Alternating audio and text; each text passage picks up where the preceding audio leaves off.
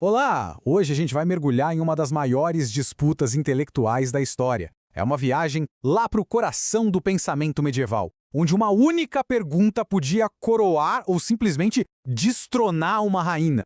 Pode parecer uma pergunta bem moderna, né? Mas olha, essa questão botou fogo em mentes e debates há quase 800 anos. E a resposta que deram para ela mudou para sempre o jeito que o Ocidente enxerga o conhecimento. Ok, vamos situar a história. A gente está na Universidade de Paris, o epicentro do saber da época.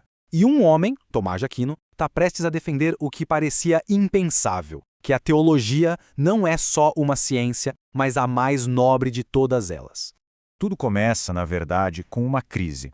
É que a redescoberta dos textos de Aristóteles trouxe para a Europa uma definição supernova e rigorosa do que era ciência. Um conhecimento baseado em princípios que são evidentes e em demonstração lógica. De repente, a teologia, que é baseada na fé, ela pareceu meio frágil. E é muito importante entender o que estava em jogo aqui. Tomás de Aquino não estava defendendo só uma matéria da universidade. Ele defendia a Sacra Doctrina, ou seja, a própria sabedoria divina que foi comunicada para a humanidade. A aposta, sinceramente, não podia ser mais alta. Para a gente entender a jogada de mestre do Tomás, a gente precisa primeiro conhecer as regras do jogo. O debate escolástico seguia essa estrutura aqui. Primeiro, as objeções, os argumentos contra a tese. Depois, o sede contra, que era quando se citava uma autoridade para rebater. Em seguida, vinha o respondeu, a resposta detalhada do mestre. E, por fim, as réplicas, para refutar uma por uma as objeções iniciais. Era tipo um xadrez de ideias, sabe? Bem metódico e, olha, implacável.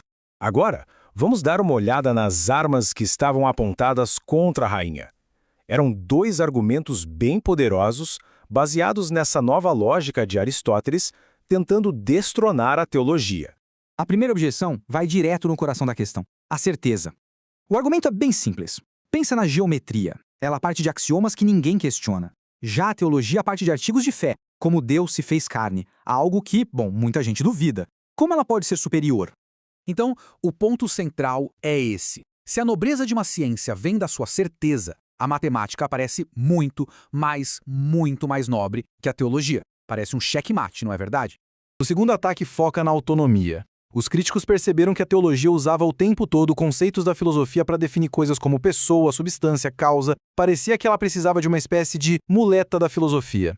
Em outras palavras, a pergunta era: se a teologia é a rainha, por que ela precisa ficar mendigando as ferramentas dos filósofos pagãos? Uma ciência que se diz suprema deveria ser autossuficiente.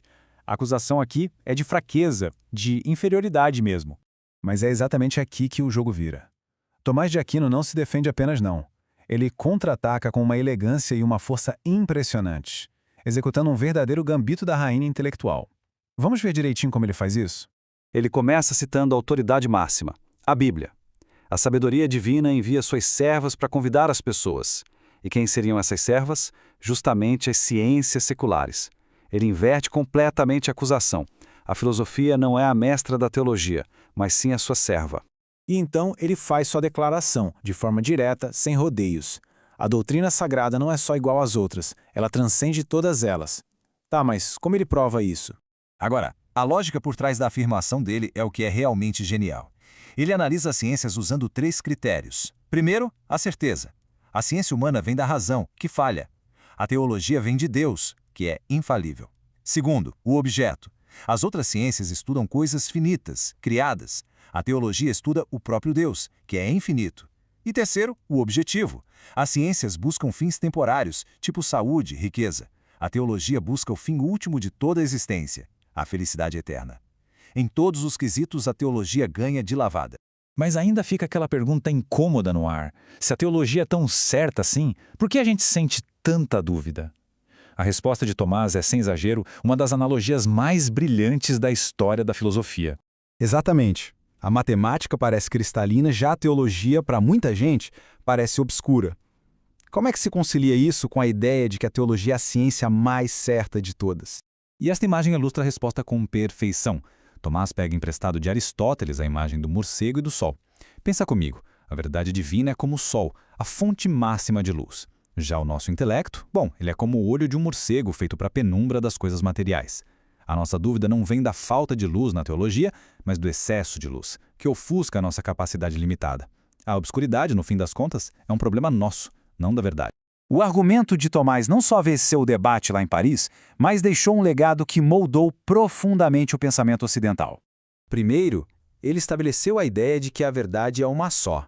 Ciência e fé não podem se contradizer, porque vêm do mesmo Deus. Ele valorizou a razão, claro, mas reconheceu seus limites diante do mistério. E essa hierarquia do saber definiu a estrutura da universidade por séculos, com a teologia lá no topo, como a ciência que dava sentido a todas as outras. E assim, a Batalha de Tomás de Aquino nos deixa com essa pergunta para os nossos tempos. Numa era de Big Data e de ciência empírica, ainda existe um lugar para uma forma de saber cujo objeto principal transcende qualquer medição? A questão, pelo visto, continua tão relevante hoje quanto era naquela sala de aula em Paris.